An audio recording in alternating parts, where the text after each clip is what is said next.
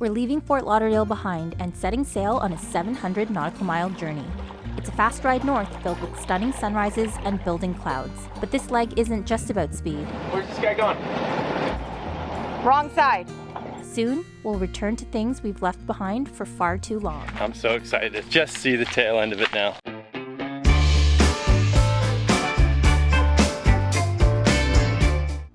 After spending just a few short days here in Fort Lauderdale, it was time to move on. The second leg of our massive shakedown sail was just beginning, and Jibsea II was ready to push north, 700 nautical miles.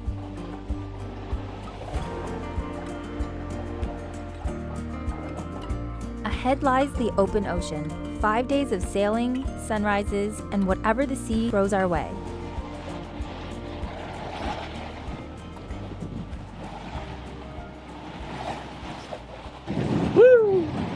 We just took off this morning, about 5 o'clock. We met the currents and stuff at the inlet perfectly, and we're tight to the wind today, but it should get better over the next day or so. So as long as we can get through today with sailing and not having to beat into it too hard, we'll be good. But yeah, we're flying like 7+ knots, and we're not even in the Gulf Stream yet. So this boat is quick.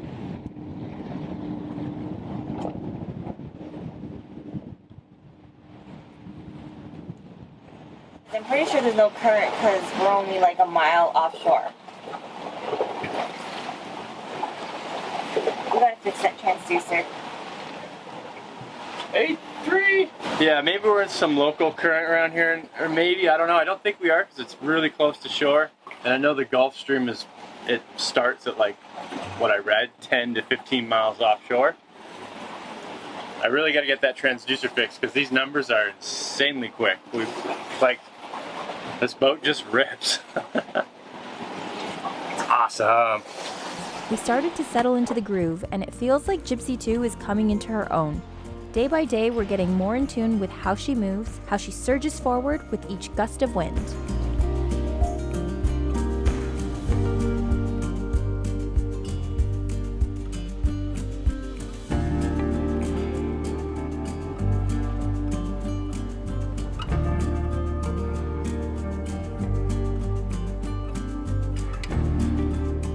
It was incredible how fast she moves, catching speed effortlessly. Out here, you really feel the power and potential of this boat. We're not just sailing, we're flying over the waves, learning more about Jibsea II with every mile.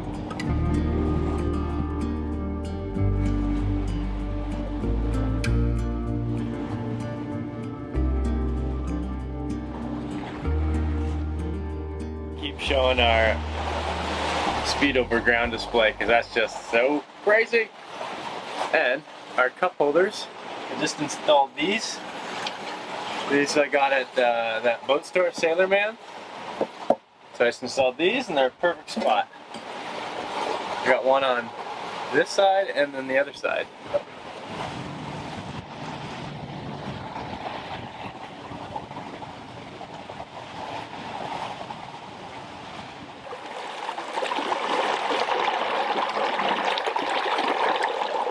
Today's been absolutely fantastic day on the water. Less than 10 knots of wind. Holding it to about 44 degrees apparent.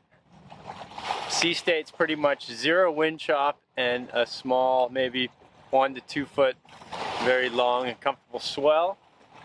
We're just gliding along. Today's great. It's been kind of a lazy day. Steph's been doing a lot of editing.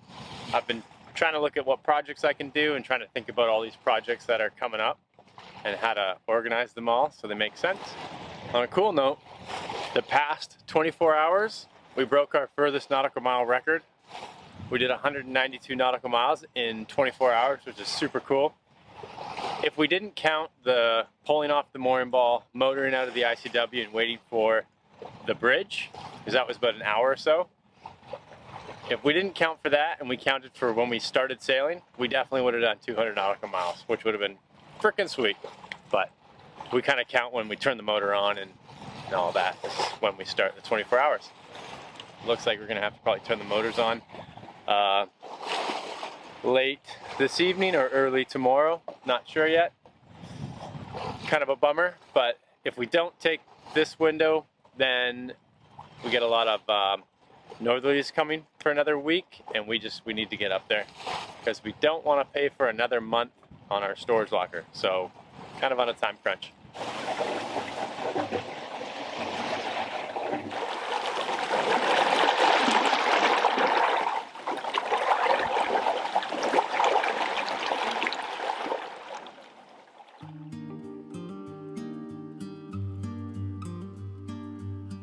Mornings on Passage are always truly something special. The sky paints a different masterpiece every day, and the clouds stretch across the horizon, shifting shapes before the sun breaks through. There's nothing quite like starting the day with a fresh cup of coffee. Simple pleasures just feel bigger out here. With the sunrise as our backdrop, it's the perfect way to ease into another day on the water. All morning to day 4, and we just missed a bunch of craziness over there. I am now seeing 1, 2, 3 waterspouts, like right behind us, 2 miles maybe. And there's a ton of squall lines. So we just missed it. I'm just kind of drinking my coffee here, watching the show. There's beauty and power in the weather out here. Waterspouts in the distance serve as a reminder of nature's might.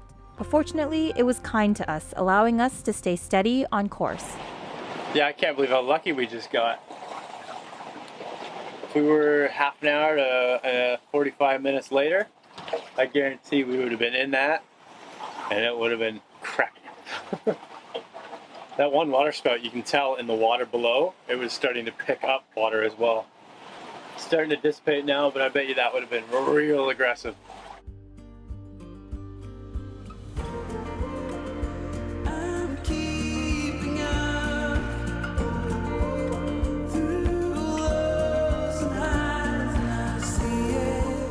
It's moments like these that remind us why we sail. The freedom to live simply, to find peace in the rhythm of the sea. It feels like the perfect balance between adventure and tranquility.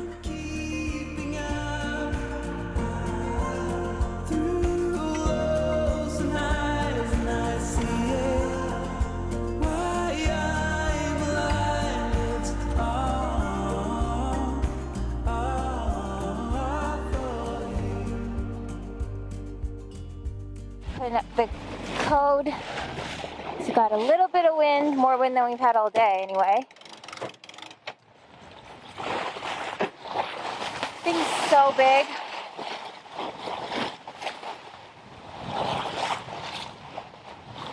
That's what she said. That is what I said. About the sail. I said it about the sail.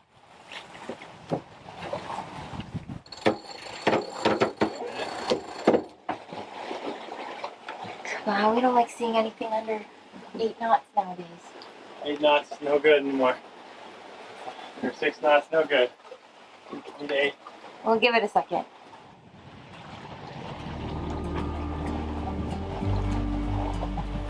After 700 miles of open water, our destination comes into view. But the real challenge is ahead.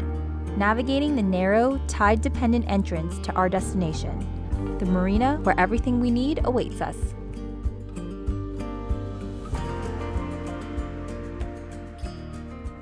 Alright, well, we made it here late last night, and here is just an anchorage kind of staged just outside of the marina that we're going to try to go to. It's the same marina we took Jibsea I, so it is really shallow going in, so we didn't want to try to enter that marina at night, so we just anchored out front here, and now we got to follow this cut, which it's going to be very skinny underneath the boat. It's not a deep cut. Yeah, we're on a rising tide. We got about 40 minutes, so we should better get going in case anything happens. We can still get up a little bit and get out. We finally close in on the marina, but the trickiest part of this whole sail is right here, navigating the narrow channel. There's little room for error, so we've got to stay sharp, and just as we're lining up for the most challenging part, boats fly past us, barely giving us any space. There's no way! We're on. It's not like we're, you know, really, really close to shore here.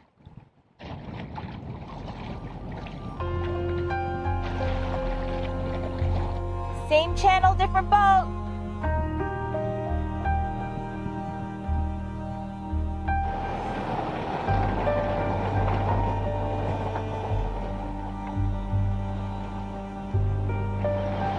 Wrong side. Nope, he's just going really close. Oh, wrong side. This is nerve-wracking all over again. We've been through this channel before with Jibsea and it was already very tight in terms of the narrowness and the depth. But now on Jibsea II we've got an additional 1.5 feet. Mean low water is 5.5 feet here, and high tide is supposed to bring us up 2.3 feet, so we're gonna have, you know, less than a foot under our keel, probably like, what's the math on that? As long as there's water. I don't know, less than a foot. I'm too nervous to count. In theory, we should have enough, but until we're in the dock slip, you know, safe and sound, we're still gonna be freaking out a little bit. And what sucks is it's Sunday morning, so there is a lot of traffic coming out of the channel here, just waking us out because nobody reads the signs. And it's very, very tight in this channel, so. Anybody coming out of this section.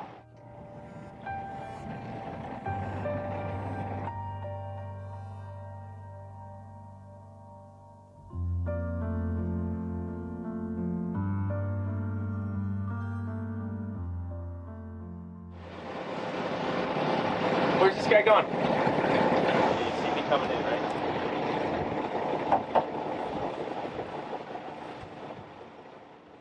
As the lines are secured, there's a feeling of relief that washes over us. The second leg of our shakedown is complete, and we've made it through a total of 2,100 nautical miles. So we came in through the channel here, and we were hoping to get the spot that was right here so we could just pull straight in and port tie.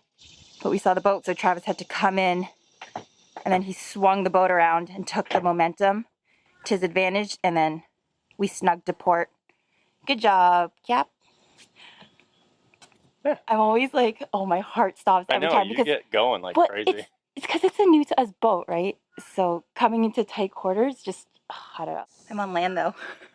Feels so wild, just hopped off and I'm like, oh, we're on land. But when you really think about it, we haven't been on land for, okay, fine. We were in land in Florida, but it felt like it was just like a short few days in between this 2,200 nautical mile sail, which is essentially like an ocean crossing. I think our first Atlantic crossing was it 2,200 or 2,400? Anyways, pretty much the same thing. So it feels like we've just been offshore forever. And this feels so nice. The temperature's better. I can chill because we're docked. And yeah. How do you feel? Yeah, I'd say that'd be one heck of a shakedown sail to learn the boat, but she handled better than I expected. We had a lot of good conditions too, so it was just long. But we're here now and time Very to long. get to work. Yeah. So you get a chance to breathe for like a hot second while you put your little toesies on land, and then it's time to get going. Yeah. Upon our arrival, there's further mix of excitement and nerves. We've been eager to lay our eyes on our first boat, Jibsea, waiting for us up on the Hard. I'm so excited. I love it, Jibsea. I know, it's crazy to see her. I can just see the tail end of it now. So, she's just up here. Hopefully all is good, and It's been a hot summer. it's been a very hot, humid summer, so I'm hoping it's not nasty and moldy, and we got a lot of cleaning to do. Jibsea! Jibsea! I was meant to be like you're going. There she is. Oh. Patch is looking like it, like I thought it was going to. Urgh, birds.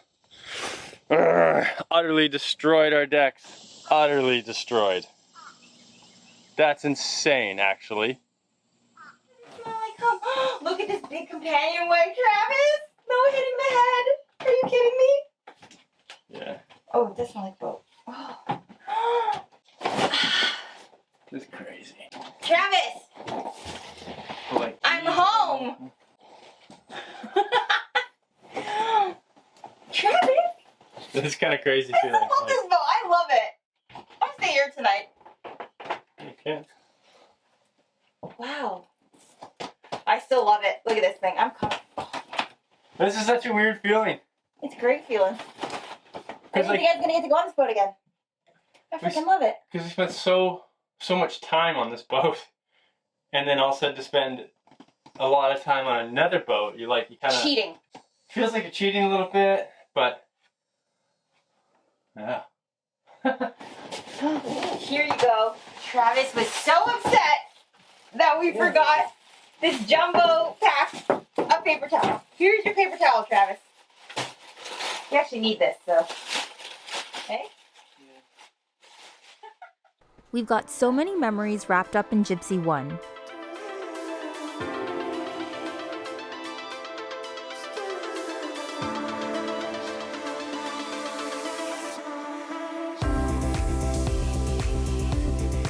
Seeing her is a reminder of where this journey started and all that's led us up to this moment. This marina isn't just a waypoint, it's where we've stored all of our belongings in a storage unit and where we will turn our new sailboat into an off-grid living machine. First things first, tools. And the coffee maker, the espresso machine. It's gonna be one cart at a time. Deep in here. Tools and cleaning stuff, and we'll put bug nets in case we need bug nets. There is so much stuff, guys. It's overwhelming. This is our blanket. We have an entire boatload worth of stuff here that we haven't had for the last couple of months. And now we have the hard part of trying to grab the stuff we want from wherever it is, because the stuff we actually need might be like in the bottom somewhere. We have a lot of projects to do on the boat, and they're taking all the space. We can't just grab all of our stuff and bring it on the boat, because then we have no space to work on the projects that we need to. But we need to grab things that we need here to complete those projects on the boat, but we don't know. Some of them are like in the bottom at the back, so. As you can see by the mess, there's still so much unpacking ahead of us, but there was one delivery waiting for us at the marina that we just couldn't wait to get our hands on. Back when we were registering Jibsea 1, Travis always wanted it to say Vancouver because that's where he grew up. But since I grew up in Toronto, naturally, that's where I wanted her registered to. At the end of the day, the tiebreaker came from where we sailed off from. We sailed off from Toronto, so it only made sense that that's where Jibsea 1 hailed from. But now with Jibsea 2, she's tied to British Columbia, registered back to where she was built, and now Travis gets Vancouver on the back of our boat. Like it was all meant to be. This is really exciting. I want to give a huge thanks to New England Sign Carvers for hooking us up with all of our new decals for the transom, for our dinghy, for our boom. They came out fabulously, so yeah, thank you, Steve, and thank you, New England Sign Carvers. They look amazing. It looked a little chaotic for a few days, but that's part of the process. Over time, we'll organize, shift things around, and find the perfect place for each item. In this moment, we're just glad to have all our stuff with us again so we can start to make her our home and get working on all of the projects to get this beast off-grid ready. Hit the subscribe button and we'll see you back here next week as we dive headfirst into boat projects and upgrading systems on board.